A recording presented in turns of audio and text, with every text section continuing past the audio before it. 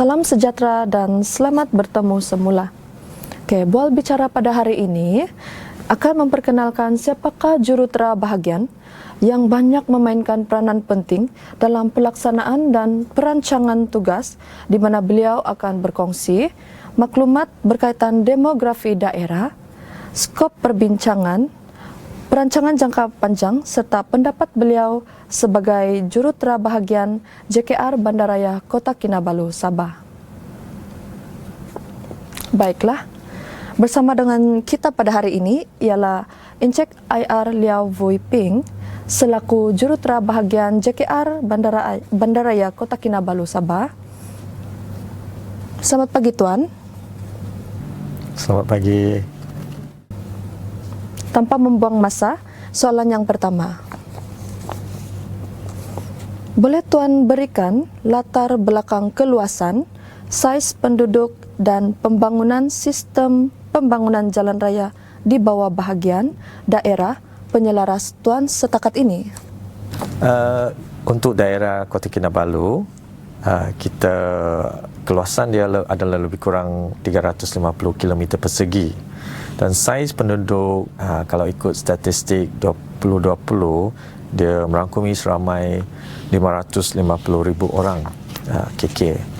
Dan kita ada jalan state, ada jalan federal dan juga council road, MCDC road. Panjang keseluruhan semua jalan ini lebih kurang ada 1,016 kilometer. Untuk Federal Road itself, dia merangkumi lebih kurang 50 km lah. Untuk state, dia lebih kurang 300 lebih kilometer. Inilah adalah statistik rangkaian jalan yang untuk daerah KK lah. Apakah perancangan pelaksanaan pembangunan jalan raya untuk jangka masa pendek, sederhana dan jangka panjang di bawah penyelarasan Tuan sehingga menjelang tahun 2025?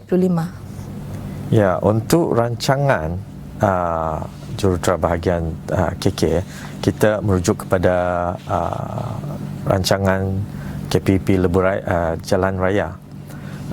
Actually, KPP Jalan Raya dari tahun 2016-2015, dia orang ada dapatkan satu konsultan iaitu Perdana Jurutera Berunting untuk membuat satu kajian iaitu KK Master Plan Road Network. So rancangan yang pertama adalah Proposed Priority Roads di Kota Kinabalu. And then dalam rancangan ini dia start implement dalam tahun 2017. Seperti yang kita tahu, Jalan Kolam flyover, jalan ini Inanam flyover, semua sudah siap lah. Dan kini sedang dijalankan adalah Jalan UMS, Jalan Sulaman lah, flyover juga. So dalam rancangan dia ada identify lebih kurang 16 flyover perlu dibuat dan banyak juga simpang-simpang traffic light perlu di-upgrade lah. Kami harap juga dalam RMK 12 ini projek-projek yang telah disenaraikan dapat diimplementasi lah, iaitu Jalan Tun Fort, Ramaya Bypass, Putatan dan juga Jalan Rampayan. Selain daripada major road ini, kita juga banyak kemukakan projek right up untuk Jalan Luar Bandar juga. So harap dalam RMK 12 ini Kementerian Luar Bandar boleh luluskan banyak projek lah untuk kita KK. Jabatan ini baru saja mendapat menteri baharu yang cukup lama dan berpengalaman berada di Dewan Rakyat yang membincangkan masalah-masalah rakyat, khususnya sistem perhubungan jalan raya di Sabah. Dan kini beliau mengetuai kepimpinan dan pentadbiran Kementerian Jalan Raya di Sabah. Apakah harapan Tuan di bawah pimpinan Menteri YB Datuk Seri Bung Mokhtaradin tentang kelangsungan pembangunan jalan raya di Sabah? Bukan sahaja di bandar, pinggir bandar, tetapi yang lebih penting adalah membangun dan menaik taraf sistem jalan raya di kawasan majlis dan kampung-kampung. Ya, memang kita ini bernasib baik dapat satu menteri baru. Yang menteri baru kita ini, YB Sri Bong Mokhtar, memang terkenal sebagai seorang yang vokal. Beliau juga terkenal sebagai Bong Speed lah, yang kita pun sudah experience satu projek yang Jabatan Runtuh beliau dapat kasih baik dalam masa 2 hari saja.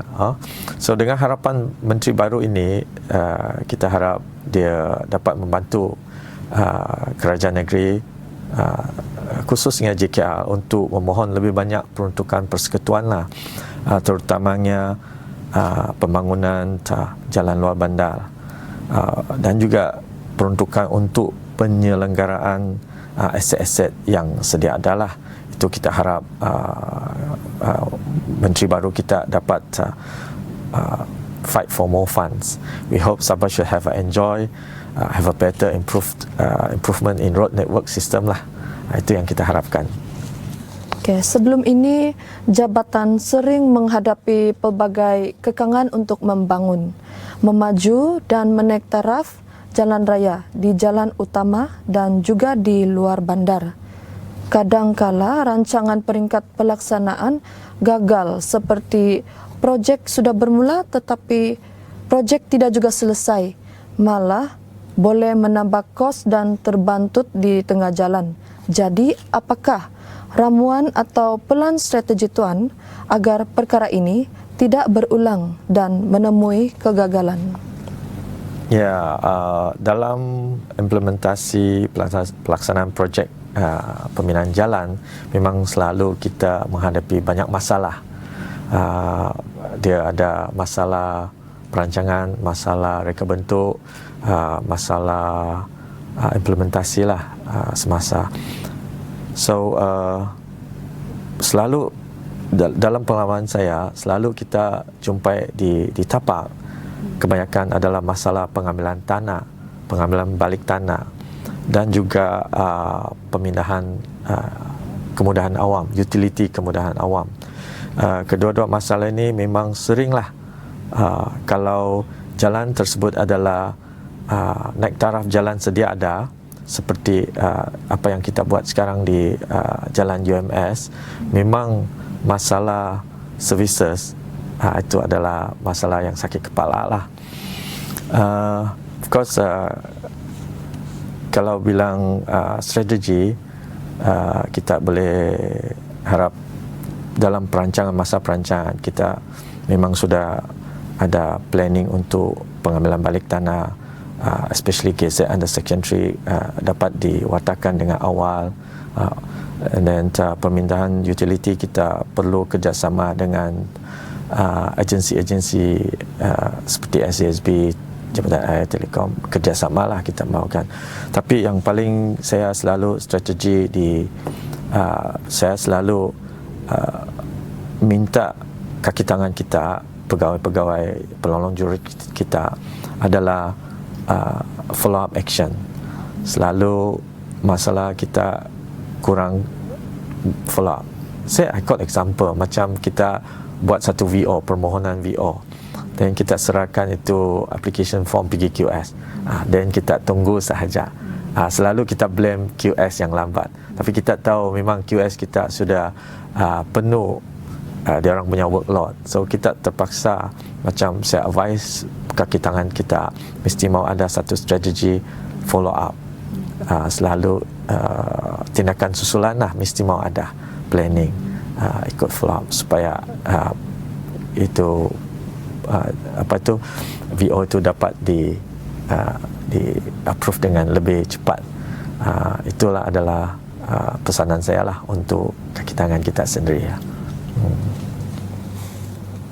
Baiklah, sebelum tirai bual bicara ini dilabuhkan, apakah rumusan yang ingin Tuan kongsikan yang mana boleh memberi manfaat kepada semua pihak atau orang awam agar tiada lagi timbul sebarang persepsi negatif terhadap JKR, khususnya di kawasan Kota Kinabalu ini sendiri?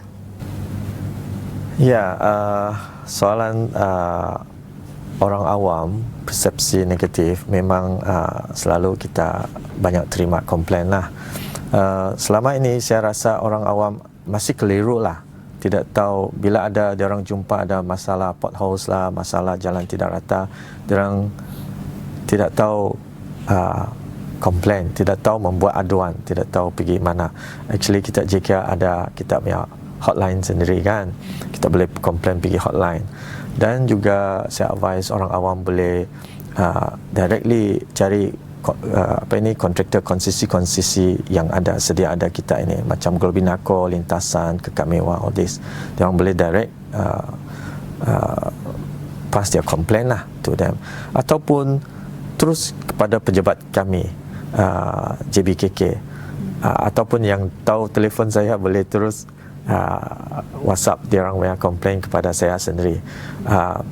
Tahap ini memang ramai public juga directly buat komplain kepada saya lah. Sebagai jurutera bahagian, of course kami ini janjilah akan sedaya upaya untuk mencapai zero potholes, zero complaint. Itulah adalah janji kita lah. Dengan perkongsian itu tadi, maka berakhirlah bual bicara kita dan sehingga bertemu kembali di waktu yang akan datang.